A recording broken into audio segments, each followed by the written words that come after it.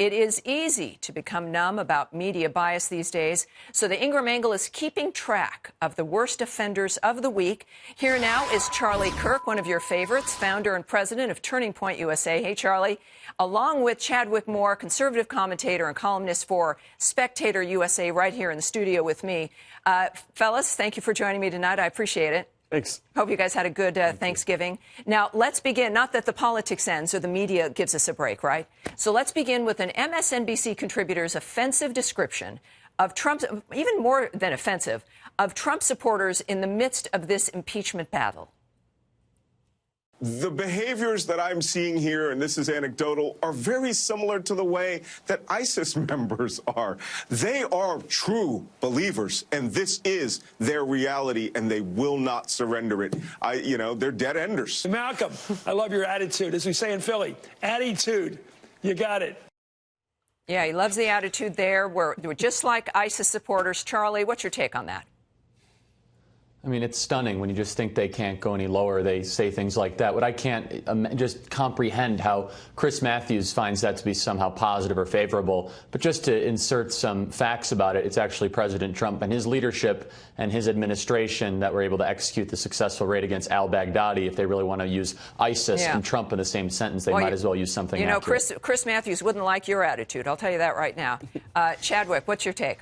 Well, I hang out with a lot of Trump supporters, and I'm lucky I have a rare medical condition where when I get thrown off buildings, I actually bounce. Yeah, right. So we have a good laugh. Yeah, so they're just like ISIS supporters in that respect. I think he's right, actually, to be honest. It's a remarkable, just the gaslighting that happens is astounding. Right. Now, the media is salivating over a New York Times report today that Trump was briefed on the whistleblower complaint before releasing aid to Ukraine.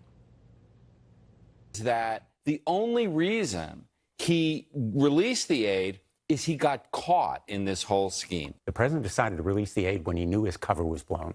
Once they knew that the gig was up and they were about to be discovered, they took steps to try to have this final defense of, well, we gave up the aid, so no harm, no foul. Wow. Yeah. Charlie, let me just ask you here. It's almost like it's fan fiction at this point. I mean, there's nothing you can believe. What's your take on their conspiracy framework there?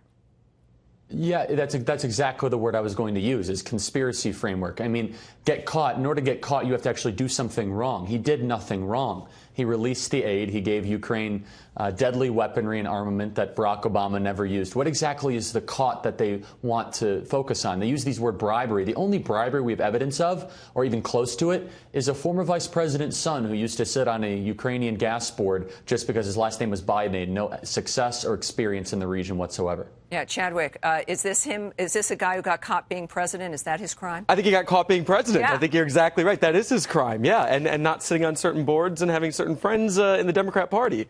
I think Charlie's exactly right about that as well. Yeah, it's a worry because, remember, people sometimes are just listening only to that. It's troubling. Well, gentlemen, what about this comment from CNN disparaging Trump supporters? I'm referring to Trump's organization and followership as a destructive cult where people are being fed propaganda and they're not being encouraged to think for themselves.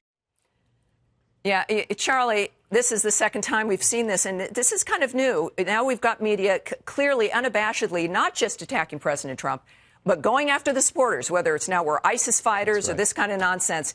How far can this go, do you think? Well, and add that to the list of deplorables and flyover country and Walmart smelly people. It seems as if the left does not just disagree with us on policy. They think we're bad people. They think as if there's something morally wrong with conservatives. We always like to say, we look at the left and we say they're wrong. They look at us and think we're bad. It seems as if they're continuing. I don't know what kind of electoral strategy this is, just to continue insult 60 million people and hope to win them back.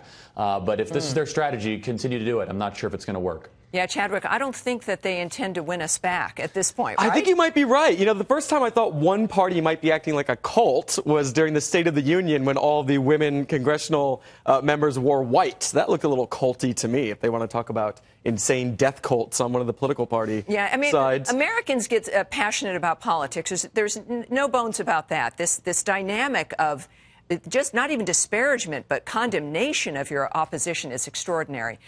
Fellas, thank you so much. Charlie and Chadwick, thank you for joining me. I really appreciate it, guys.